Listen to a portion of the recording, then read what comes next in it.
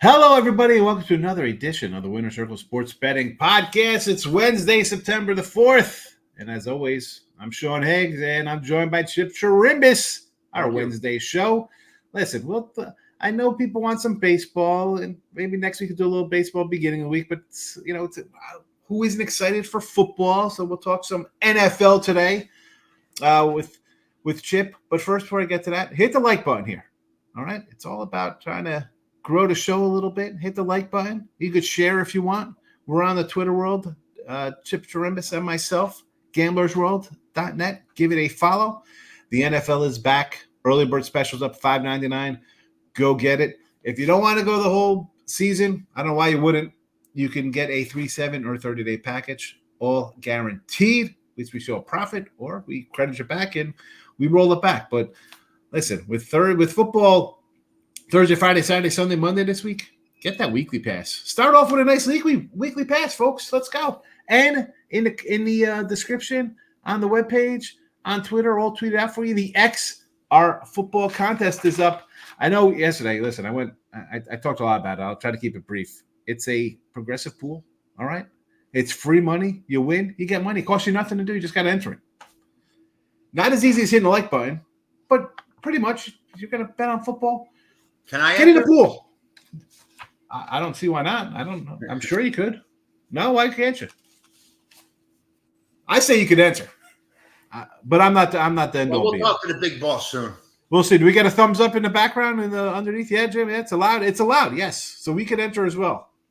The thing with you know what though, I don't like entering contests on sites I'm on now because all of a sudden you like if you don't do good, then you got people who think like, I should be on the site. I had a better week than you.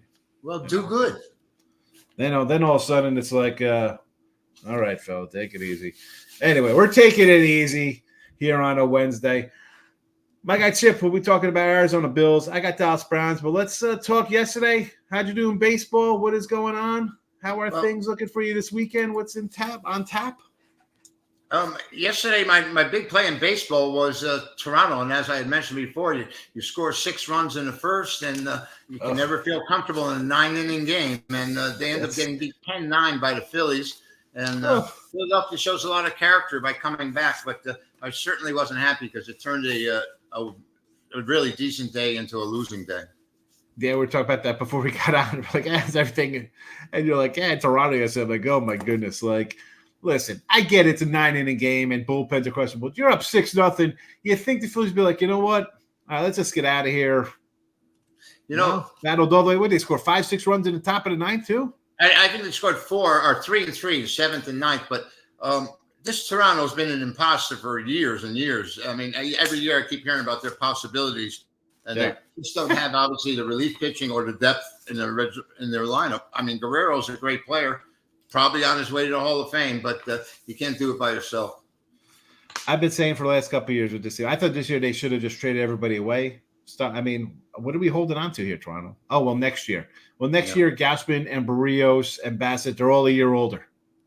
The pitching's not getting any younger. I know you got, Vladdy and who's the other cat they got? The Bo Bichette. I get it. They're young guys. I don't know. You're in last place. Start over. You trade all your pitchers. You could have got some youth in there and got things going.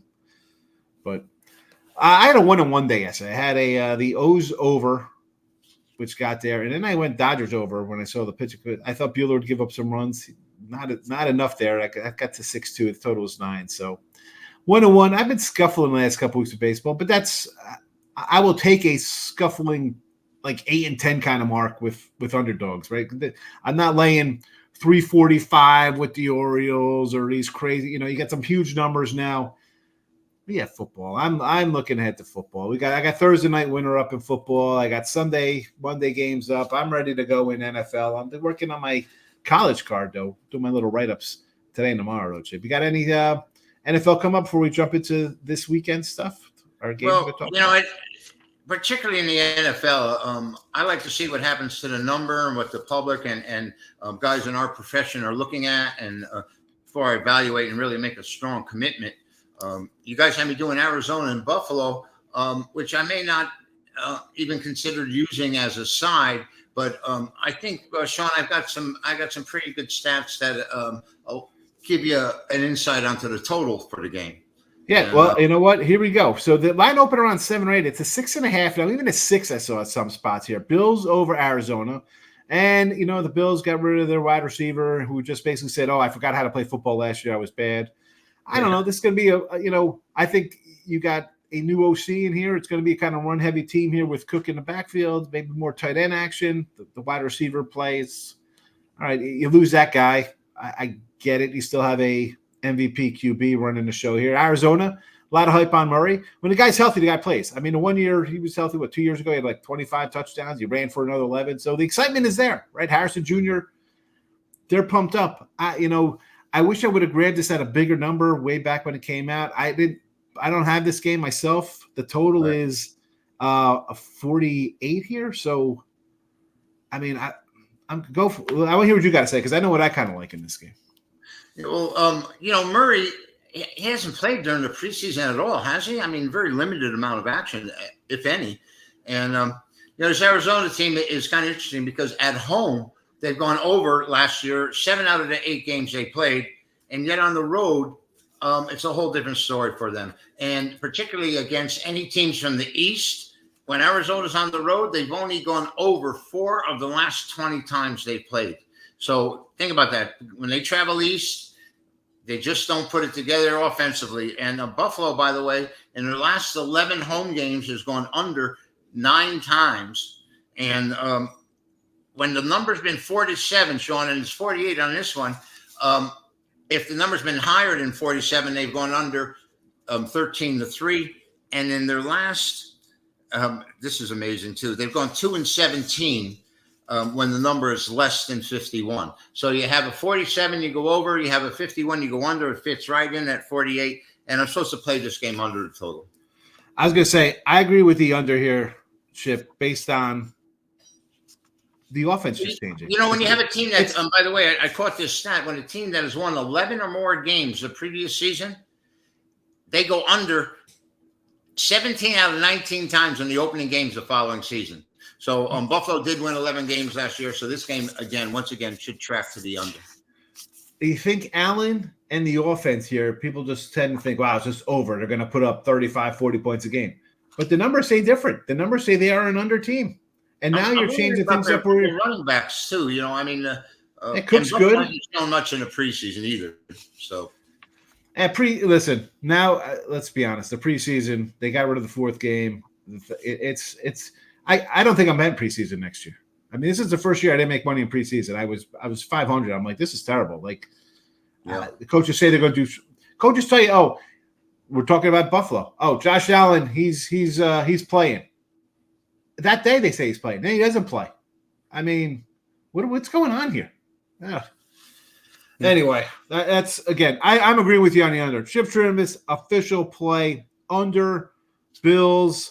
Arizona 48. I like it. I haven't played this game, but that's what I was looking to do on this one myself anyway. If I move on it, that would be where I feel better with that because you're more of a totals guy than I am, So I'm all right with my totals. When it comes to that. And unfortunately, we don't have a record this week. Last week we had a winning record. The week before we've been really killing it on the free picks here. Otherwise, I'd throw something out of how we'd be doing with our NFL. But we're only 2 days into our free pick with NFL here, so not much to go on here yet, folks. But Chipper. Mr. Chirimbes under 48. Let's keep it going here with some NFL. I got the Cowboys and the Browns. And a flip-flopper here on the line, right? Cleveland was a little underdog, 1.5. It's moved now. Now they're a 2.5-point favorite, a total of 41.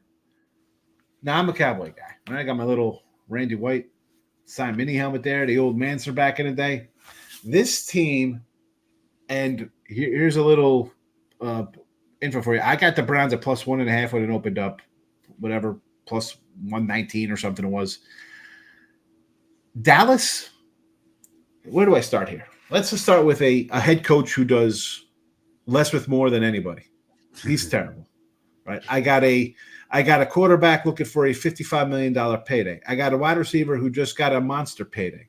I got a running back who they didn't think was good enough 2 years ago, so they let him walk out the door for somebody younger, and now they bring him back older and worse to play behind an offensive line that is rebuilt. You got rookies.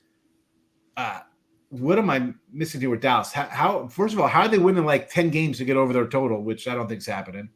And I have Cleveland here, home dog. This is like a grimy team. I mean, like they call it the dog pound. Let's be honest. No Chubb. You got quarterback question marks. I mean, you do. Last year, this team somehow won with 5 quarterbacks winning games for them last year, and Flacco coming off literally his couch to lead them to wins. So for whatever reason, the coach, the staff, the players love it. So I know even with Chubb out on his PUP list, returning from his injury, I got a backup running back who's delivered for them in the past. I have wide receiver. I have a tight end. I got an offensive line fit for this scheme. I got a defense that's going to bring it all day long. Quarterback, maybe it's Watson. Maybe it's Winston. I don't even know who it could be. I mean, it could be Bernie Kosar for all I remember. I was going to say Don Strock, but who was the guy before Kosar? I forgot. Tim Couch. Tim Couch. Yeah. I'm not even worried about that. And they gave up a lot of stuff to get Watson in here. I don't even care if that guy's poor. I mean, they win regardless. It's crazy to say. I think Cleveland is better run coach-wise. You're going to give me – well, it's 2.5 now. Let's go – I'm going to go the money line here at the 140. I'll just figure, I'm not going to – it's going to be a field goal. It's early. I'd hate to just do 2.5 and they win by, something like 24-23 or something. I'm going to go money line here on Cleveland to get it done. I'm down on Dallas. I think they got some real problems. Chip, what do you think? I'm wondering who's going to quarterback for the Browns. I mean, Watson, he hasn't even seen the field yet at all. Even in practices, very limited action out there. Yeah. So, do you have the starter for Winston. The Browns? Do we know who's starting at quarterback for them? I'm guessing it's Winston. I think it's going to be Watson. But again, I got Winston. Yes, he threw 30 interceptions. He also threw 30 touchdown passes. And they will find a way. They won with DRT back here. They won with him. They'll work around him so he doesn't have to chuck it all over the place. They'll run the ball. They'll have shorter passes, stuff like that. I don't mind. I don't care about it. I know it's all about quarterback play, and I say it all the time, right? Like, how many good quarterbers are there? But this team is good enough all around that I think it's my feelings about Winston is that he'll always do just enough to get you beat.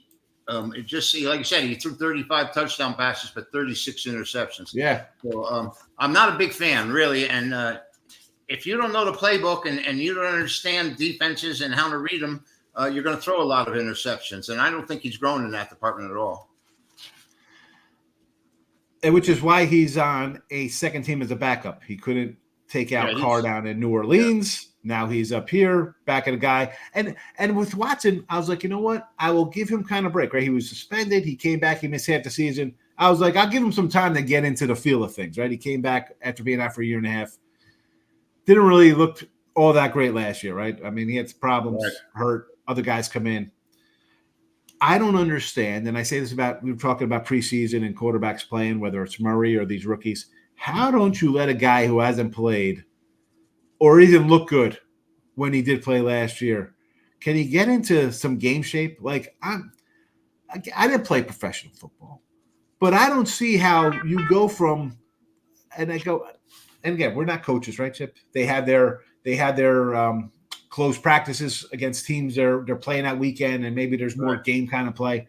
How don't you let a guy who's looked bad when he's been on the field, who was out for a year and a half, I want him taking all the reps. If he gets hurt, so be it. Hey, this guy hasn't played. He's got to get into the flow of things.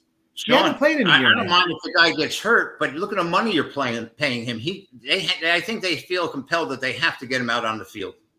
Yes, but wouldn't you want him to play a little bit to see if he's? I mean, you're throwing him out there, and he's run two drives in preseason on a Wednesday in August or whenever they play. You know what I'm saying? Like let the guys get some reps. Oh, we'll get reps. Let's get reps against Micah Parsons. What could possibly go wrong with that guy terrorizing people? I mean, and we could put that really about any kind of team when you have a quarterback who doesn't play. Especially, this isn't Mahomes or Lamar or even Aaron Rodgers did that all last year. He got hurt, but I mean, he has not. I don't think earned that right to not play. No. Like these young quarterbacks, like Bryce, we'll not have Bryce Young play. Penix, we saw him for a series. He looked really good. How don't you play? You got Penix sitting behind a guy who was out with an ACL or whatever, and he's 36, 37 years old. Let the guys play. Then your season is down the drain because you're learning on the fly. You don't have Gardner Minshew coming in, or Nick Foles, or Case Keenum, or Davis Mills of Texas. Like, who's your backup coming in who started games and won games? I'm ranting, folks. Let these guys play. Let them play. Let them play. Bad news bear style. NFL's back here. Catch a full season pass. Go get it. $5.99. Me, Chip Chirimbes, 11 other cappers for you here at gamblersworld.net. We're giving out the free plays today. Chipper is on the under Bills, Arizona. I'm going to Browns money line. But we're not done because tomorrow's another day. Doug Upstone joining us. Chipper in travel. He's got to take care of some family business. We'll be thinking of Chip. Will be missing him. Friday live show. Marc Lawrence, Victor King. Live Friday, 1 p.m. Eastern. I missed that. A lot of comments in that shows the comment section is going crazy there now. We're pretty good. So I don't know if we're going to interject other people into the show. I think we will rotate people around. We got, I believe, Jim Feist coming to town. Perhaps there'll be a Matt Fargo sighting if he responds to emails. I'll put him on blast here. Come on, Matt, get on board here. Let's go. We're waiting for you to come on to the show. For Chipper and myself, happy Wednesday to you. I know it's you guys want baseball. I know me. I know Chip. We're not going to come out here and tell you to do like minus 340s here, 350s and Baltimore Oriole baseball. Some days you look at a total, a little something shorter, a nice kind of pick 'em game maybe. But Chip, before I leave, any baseball packages up for a Wednesday for you today? I've got some baseball information. And I didn't even give you your rundown. I forgot to do my thing with you. In 1916 on September 4th, two great Hall of Famers were hooking up for the 25th time. Christy Mathewson and Mordecai Brown of the Cubs. I wish Doug was here because I think he remembers seeing him pitch. But the key to this, Sean, was that they started against each other 25 times, and each of them had a decision in every game. Christy Mathewson won 13, and Mordecai Brown won 12 of those games. In 1923, there was a name, Sad Sam Jones, who pitched for the New York Yankees. He threw a no-hitter, two-hit against Philadelphia, but at that time, it was the Philadelphia A's, the Athletics, who have made a few journeys, one to Kansas City, ended up in Oakland. And the interesting thing about that is there was another Sad Sam Jones who pitched for the New York Giants in the 50s, and he actually pitched a no-hitter as well. 1941, the Yankees were the earliest to ever clinch a pennant, and of course, there were only two leagues at that time and no divisions, so they had clinched that very early. 1988, I love this one. Mike Tyson, training in the Catskills, took his BMW and rammed it into a tree, and of course, he just left it there. But Sean, this is not to be confused with the time when he was in New York and his Bentley broke down in the Holland Tunnel, and he just gave the keys to a Port Authority worker, and it says here, this is a gift from me. So the Port Authority worker, of course, was let go later on. In 1991, baseball, now this is kind of interesting too, decided to drop the asterisk, which they had put on Roger Maris's home run record against Babe Ruth. And the interesting thing about that is they also changed the rule for when a pitcher is credited with a no-hitter. He has to go 9 full innings. And they're interested about going 9 full innings for a no-hitter as opposed to a rainout in 6 or 7, which they no longer qualify.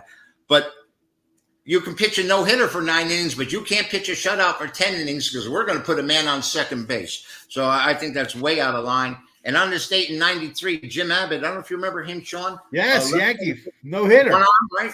He had one arm. He had no hand on his right side. He pitched a no-hitter against the White Sox, 4-0 win. 1995, our boy Robin Ventura will hit close to 500 for when he played at Alabama. Hit consecutive grand slams in the 4th and 5th inning. And talking about blowing leads yesterday with the Phillies, the Oakland A's in 2002, you may remember this from Moneyball, had a 19-game winning streak and got up to 11-0 lead, blew lead, and ends up winning the game 12-11. And that was their 20th win and their final win in their big streak. And, of course, they got jettisoned out in the playoffs real early. So that's it for September 4th. I mean, there were some interesting things. I love that Mike Tyson deal. I mean, the guy just, if a car didn't work, the ashtrays were filled, he just left it and let you do what you want with it. I feel bad for the guy, but he could have just sold the Bentley too. So he's doing fine now. I mean, I always thought that he'd end up back in jail at one time or another, but he's really straightened out his life out here, and he's doing quite well. I mean, it's a big difference now between him now and say 15 years ago. Well, listen, he was great. I remember watching him. It was HBO fights on Friday nights, watching him fight. It was like 10 o'clock on the East Coast. I'm like, Tyson on HBO was fabulous. Jerry Cooney went down it was like the rabbit punch that Ali hit listening with. Jerry Cooney went down. He never got hit, and he wasn't going to get beat up. So Tyson was very fearsome, and obviously a lot of the fighters really feared him. You mentioned Sam Sad Jones. I'm going to mention Sam Jones. He was a right-handed pitcher, and No. What? Sam Jones was Flash Gordon in that classic 1980s Flash Gordon movie. Yes, Sam Jones, quarterback New York Jets. Sam Jones. I didn't know where you were going with that. Yes.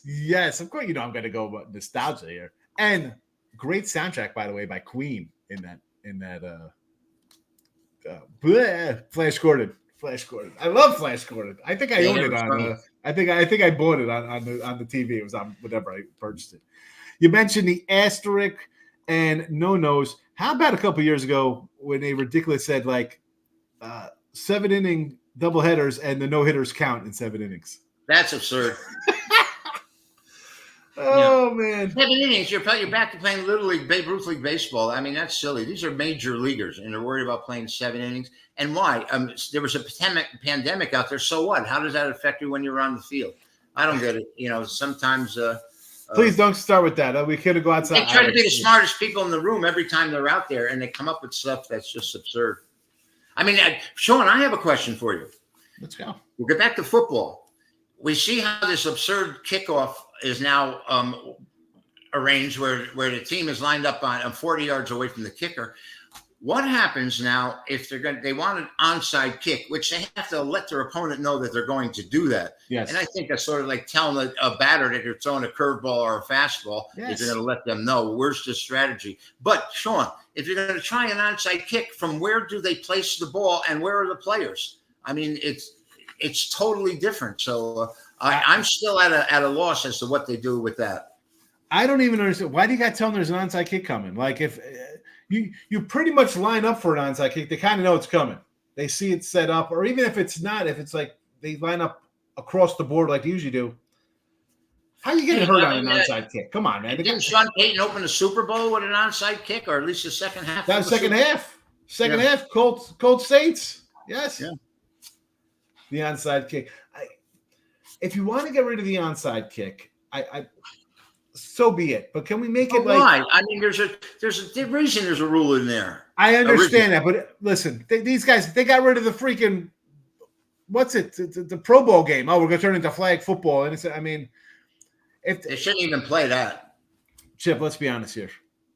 They're talking about player safety. They have Thursday night games.